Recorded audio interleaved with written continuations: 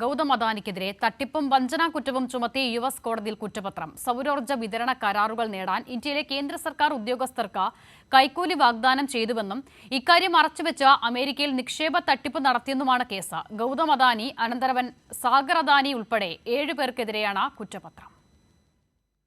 20 വർഷത്തിനുള്ളിൽ 16,000 കോടി രൂപ ലാഭം പ്രതീക്ഷിക്കുന്ന സൗരോർജ്ജ വിതരണ കരാറുകൾ നേടാനും ഇന്ത്യയിലെ ഏറ്റവും വലിയ സൗരോർജ്ജ പവർ പ്ലാന്റ് വികസിപ്പിക്കുന്നതിനും അദാനി കേന്ദ്ര സർക്കാർ ഉദ്യോഗസ്ഥർക്ക് കൈക്കൂലി നൽകിയെന്നാണ് കേസ്.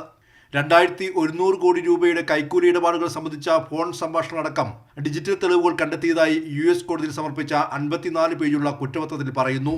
ന്യൂയോർക്കിൽ US അറ്റോർണി ഓഫീസാണ് വഞ്ചന, ക്രിമിനൽ ഗൂഢാലോചന, അഴിമതി തുടങ്ങിയ ചുമത്തി കുറ്റപത്രം സമർപ്പിച്ചത്. അദാനി ഗ്രീൻ എനർജി ലിമിറ്റഡിന് 12 ജിഗാവാട്ടിന്റെ സോളാർ വൈദ്യുതി കരാർ ഇന്ത്യ സർക്കാരിൽ നിന്നും നേടാനാണ് കോടികൾ കൈക്കൂലി നൽകിയത്. ഇത്തരത്തിൽ സർക്കാരിൽ നിന്ന് ലഭിച്ച ഓർഡർ പൊലിപ്പിച്ച് കാണിച്ചാണ് അദാനി കമ്പനി അമേരിക്കൻ ബോണ്ട് മാർക്കറ്റിൽ നിന്നും വലിയ തോതിൽ നിക്ഷേപം സ്വീകരിച്ചത്. 25,000 കോടി രൂപയുടെ വായ്പകളും ബോണ്ടുകളും സമാഹരിച്ച് നിക്ഷേപകരെ കബളിപ്പിച്ച സംഭവത്തിൽ US സെക്യൂരിറ്റീസ് ആൻഡ് എക്സ്ചേഞ്ച് കമ്മീഷനും അദാനി ഗ്രീൻ എനർജിക്കെതിരെ സിവിൽ കേസും ഫയൽ ചെയ്തു.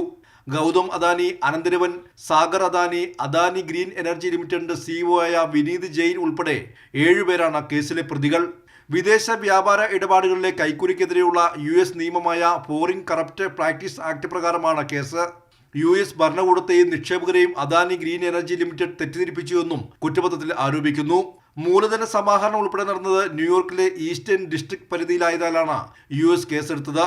വ്യാജരേഖകൾ ചമച്ചാണ് US കടപ്പത്രങ്ങൾ ഇറക്കി അദാനി മൂലധന സമാഹരണം നടത്തിയതെന്നും കുറ്റപത്രത്തിലുണ്ട്. ഇതോടെ ഹിൻഡൻബർഗിനേക്കാൾ വലിയ കുരുക്കാണ് അദാനിക്ക് മേൽ വീണിരിക്കുന്നത്. അതേസമയം ആരോപണം അടിസ്ഥാനരഹിതമാണെന്നാണ് അദാനി ഗ്രൂപ്പിന്റെ പ്രതികരണം. കൈരളി ന്യൂസ്, ദില്ലി.